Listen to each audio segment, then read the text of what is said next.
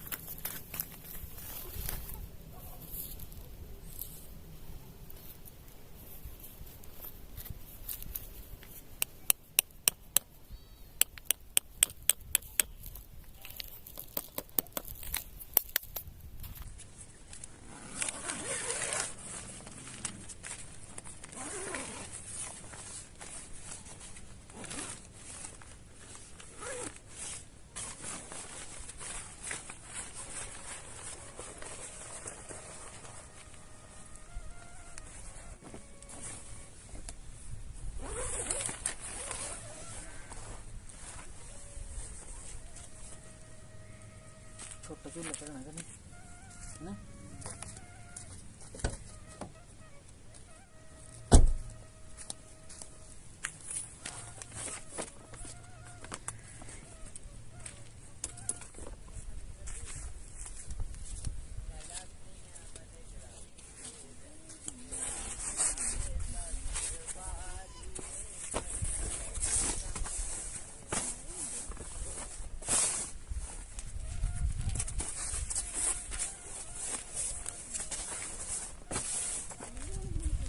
बस बस कुछ तो नहीं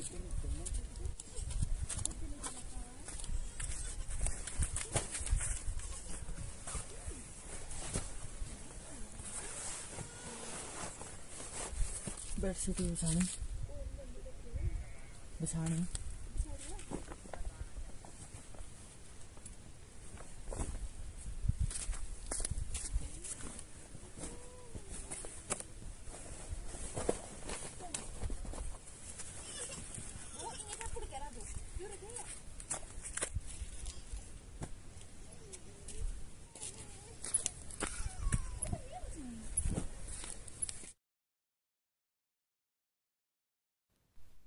फाइनली अपना घर बन के रेडी है अभी। तो 2 दिन हम यहीं बीड बिलिंग में कैंपिंग करेंगे। और मैं आपको बता रहा था कि आप कैसे यहाँ पहुँच सकते हैं। तो बीड बिलिंग के जो सबसे नज़दीक रेलवे स्टेशन है वो है पठानकोट में। और पठानकोट से आपको ट्रेन लेके आएगी जोगिंदर नगर में, जहाँ का रेलवे स्टेशन का नाम है अजू रेलवे स्टेशन। और अगर आप प्लेन के द्वारा यहाँ आते हैं तो नियरेस्ट जो एयरपोर्ट है यहाँ पे वो है कांगड़ा एयरपोर्ट, जो कि गागल में है, धर्मशाला के नज़दीक। तो आप प्लेन से भी यहाँ आ सकते हैं। और अगर आप प्राइवेट कार से आते हैं या टैक्सी से आते हैं तो मैंने रूट आपको बताया, आप उस रूट से यहाँ इजीली पहुँच सकते हैं। हेलो इबू, बाय कर दो। बीड बिलिंग एशिया का सबसे ऊंचा पैराग्लाइडिंग स्पॉट है और वर्ल्ड का ये सेकंड हाईएस्ट पॉइंट है जहाँ से पैराग्लाइडिंग करते हैं। और वर्ल्ड में सबसे फेमस है बीड बिलिंग का ये स्पॉट। और इसको इंडिया की पैराग्लाइडिंग की राजधानी के नाम से भी जाना जाता है। तो अगर आप पैराग्लाइडिंग का शौक़ रखते हैं, कुछ एडवेंचर करना चाहते हैं, तो आप हिमाचल के इस सुंदर से प्लेस पे आ सकते हैं पैराग्लाइडिंग करने के लिए। इनके जो प्राइजेज़ रहते हैं पैराग्लाइडिंग के वो सभी के अलग अलग हैं। वो आप जब यहाँ आएंगे या बुकिंग करेंगे तब आप उनसे पता कर सकते हैं।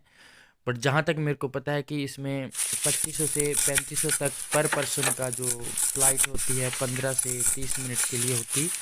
और अगर आप सोलो करना चाहते हैं तो उसके प्राइजेस साइज 7000 से लेके 10,000 तक है। मैं आपको बता रहा था कि बीड और बिलिंग दो अलग अलग गांव हैं, ये अलग अलग जगह है ये। तो जो बिलिंग है वहाँ से टेक ऑफ किया जाता है, पैराग्लाइडर जो पायलट है वहाँ से उड़ते हैं, वहाँ से फ़्लाइट लेते हैं। और जो बीड है वहाँ पे वो उनका लैंडिंग पॉइंट है। बट इनको दोनों को साथ में बीड बिलिंग के नाम से ही जाना जाता है। बल्कि ये जबकि ये दोनों अलग अलग गांव है, बीड अलग है और बिलिंग अलग है। तो अभी बन रहा है अपना खाना। आज अपनी फर्स्ट नाइट है बिलिंग में। और अभी हम 6-7 बजे यहाँ पहुँचे थे। और यहाँ पहुँचने से पहले मैं आपको एक चीज़ बता दूँ आपको कि यहाँ एक रेड फ्लैग भी है और वो है पानी। यहाँ पे आप अगर कैंपिंग करने आते हैं या कुछ भी पार्टी पिकनिक किसी भी चीज़ के लिए अगर आप आएँ तो पानी पहले से ही नीचे से लेके आएँ। क्योंकि अगर आप यहाँ पे पानी नहीं लेके आएंगे तो आपको फिर वही 25-30 या 50 रुपए में वो पानी की बोतलें यहाँ ख़रीदनी पड़ेगी। तो बेटर रहेगा कि अगर आप कैंपिंग करने के लिए आ रहे तो आपको खाना भी बनाना होगा, पानी तो चाहिए होगा, तो आप पहले ही पानी लेके आएँ ताकि यहाँ 1-2 बोतल आप अगर ख़रीदना भी चाहें तो ज़्यादा कॉस्टली ना पड़े आपको। ये क्या करना है? ये मोमबत्ती है। पाव हुए का है।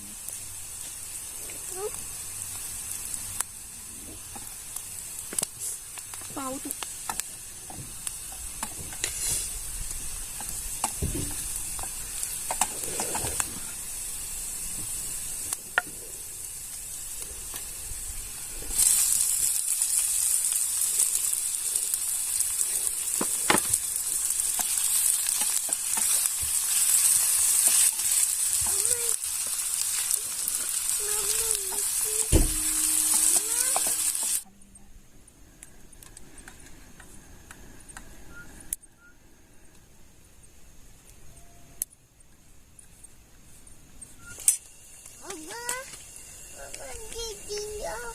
उठाओ बेटा।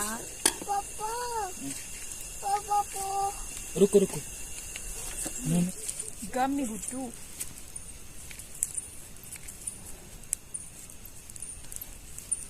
तिरछा लग रही है लाइट। इतने प्रोटीन की होने में गुजारा है, इतने प्रोटीन की होने में गुजारा तीसरा तुम्हारा आहर की ये जो ये बचिया नहीं अंजी इनको तो रुको बेटा। ऐसे ऐसे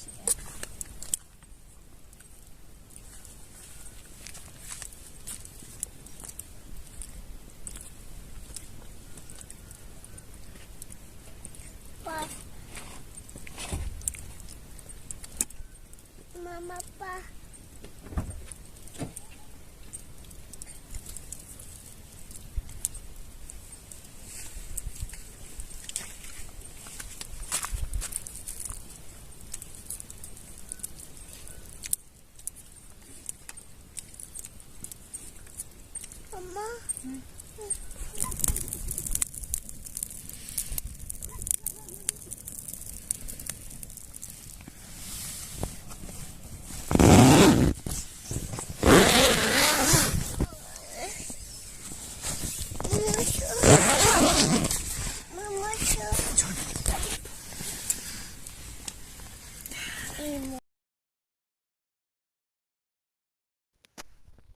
गुड मॉर्निंग दोस्तों।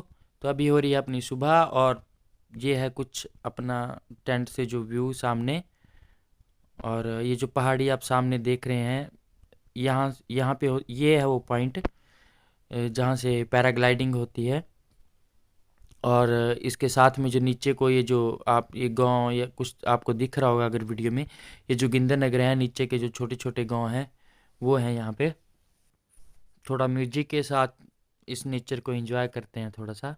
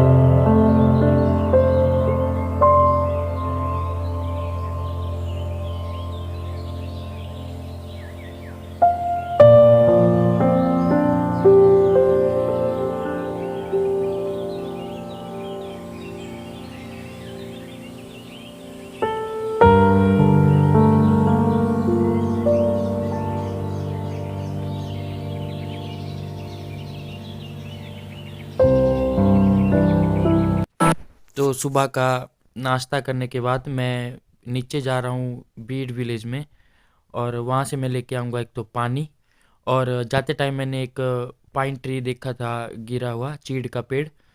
तो मैं कुछ लकड़ियाँ लाऊंगा वहाँ से काट के, और फिर आज शाम को करेंगे एक मस्त वाला बोन फायर और बढ़िया सी मस्ती करेंगे। और मैं उन सभी दोस्तों को जो भी मेरी तरह बिगनर्स हैं, जो नए नए कैंपिंग करने के कर रहे हैं या शौक रखते हैं, उनको मैं एक चीज़ बता दूं कि पाइन ट्री, जिसे चीड़ का पेड़ या हमारे हिमाचल में चील का पेड़ जिसको कहते हैं, सबसे बेस्ट लकड़ी होती है इसकी कैंप फायर के लिए, क्योंकि ये जल्दी जल जाती है। अभी जिस पेड़ को मैं काट रहा, ये गीला है, पता नहीं किसने गिराया होना ये पेड़। इसकी लकड़ी अभी गीली है, पर इसमें रेजिन होता है तो वो आग जल्दी पकड़ता है, तो इसको जलाना इजीली, ये इजीली जल जाएगा। इसके लिए कोई ज़्यादा मेहनत नहीं आपको करनी पड़ेगी।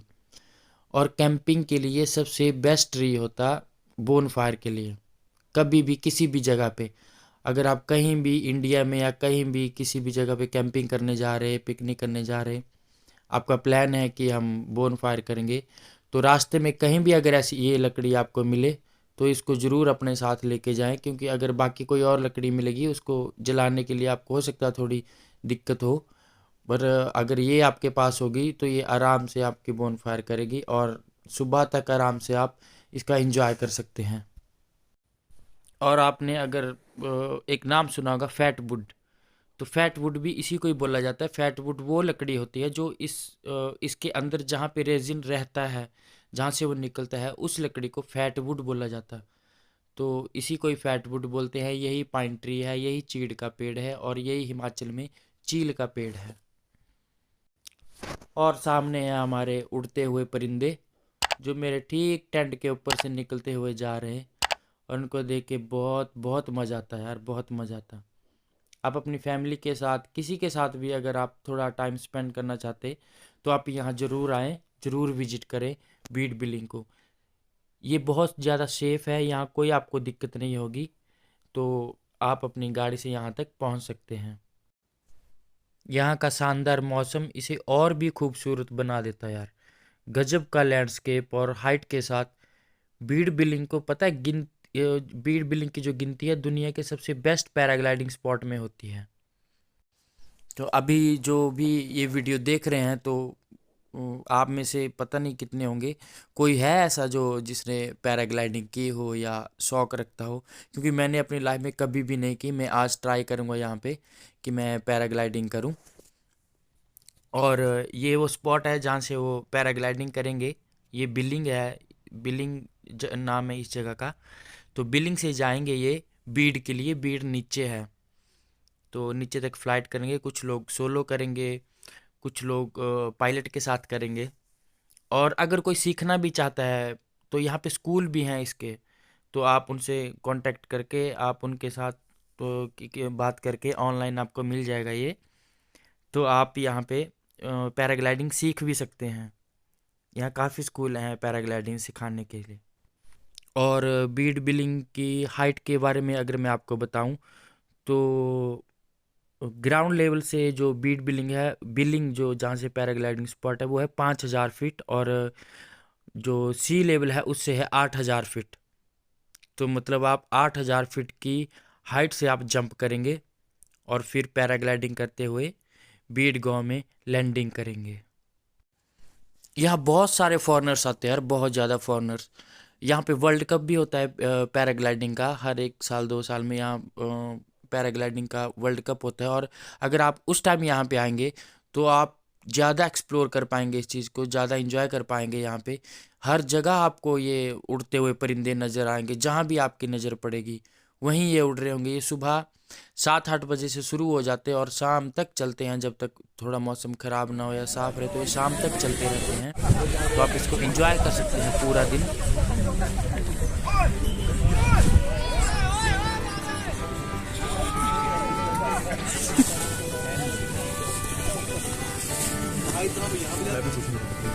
बापू तू आला नसता तर तिथेच बसून राहिला असतो.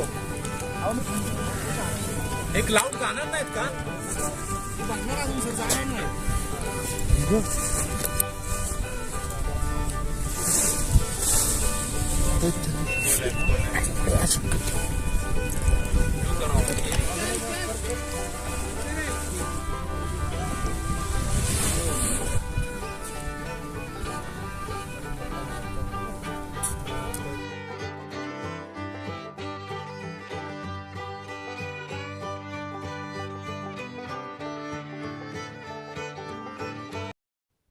तो क्या बोलते हो दोस्तों, मज़ा आ रहा ना इनको देखते हुए?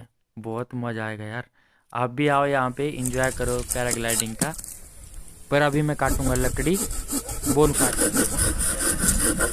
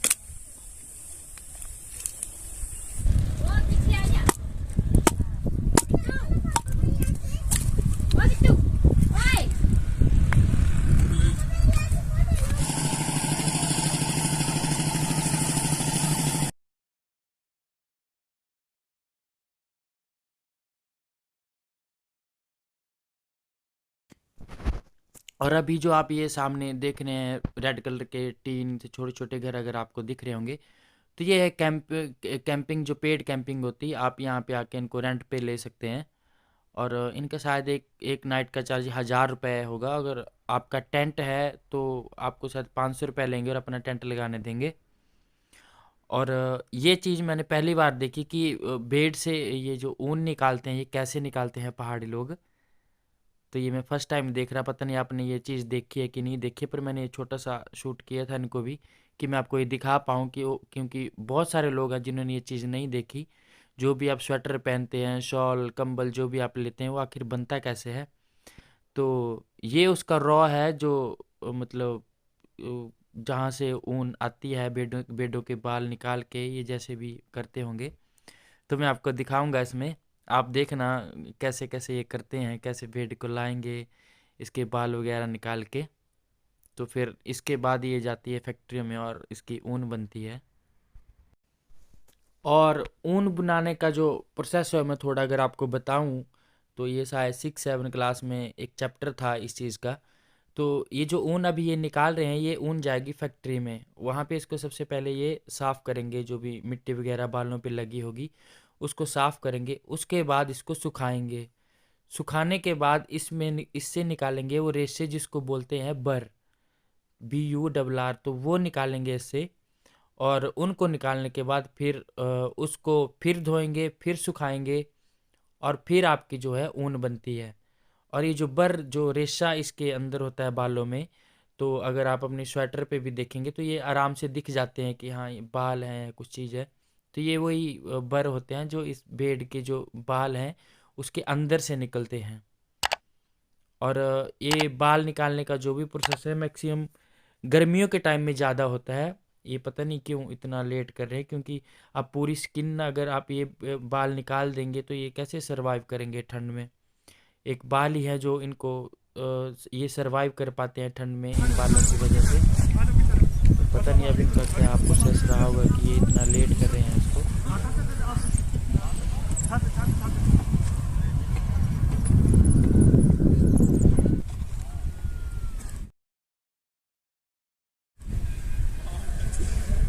Watch out!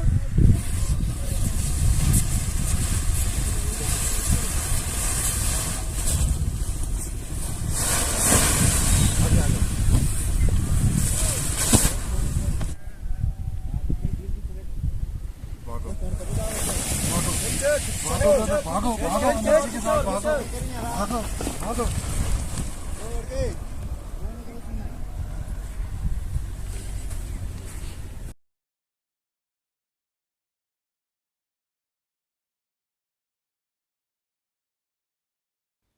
इस वीडियो में मैंने आपको सब बता दिया यहाँ पे आप कैसे पहुँच सकते हैं।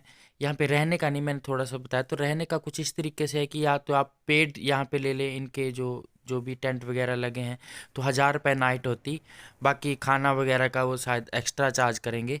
अगर आपके पास अपना टेंट है और उनकी प्रॉपर्टी पे अगर आप टेंट लगाना चाहते हैं तो उनको 500 रुपये आपको पे करना पड़ेगा एक नाइट का।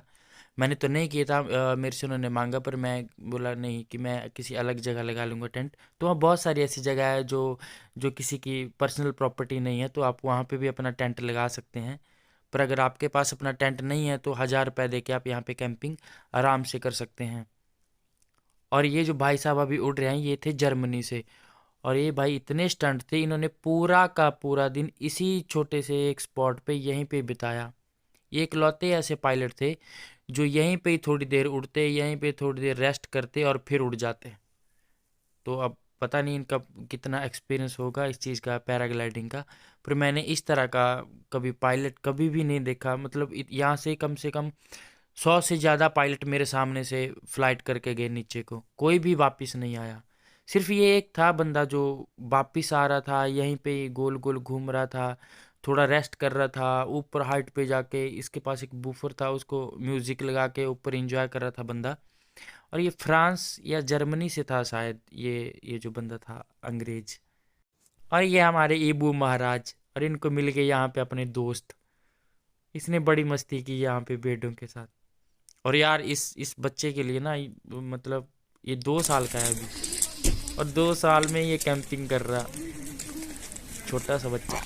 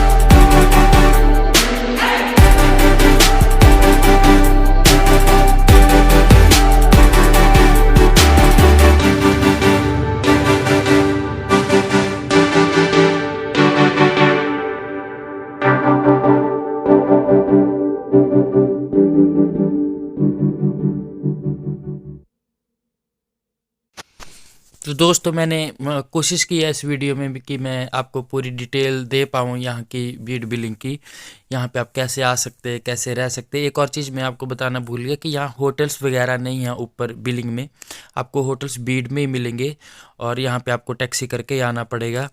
बाकी वॉशरूम वगैरह का यहाँ है, गवर्नमेंट है वो, तो वो अवेलेबल है यहाँ पे। पानी के लिए रेड फ्लैग है, वो आपको पानी साथ में लेके आना पड़ेगा या फिर आप पे करके जो मिनरल वाटर है वो यहाँ पे मिल जाएंगी। बाकी शॉप्स हैं यहाँ पे खाने वगैरह के लिए, सब कुछ आपको मोमोज, नॉन वेज वेज सब कुछ मिलेगा खाने के लिए।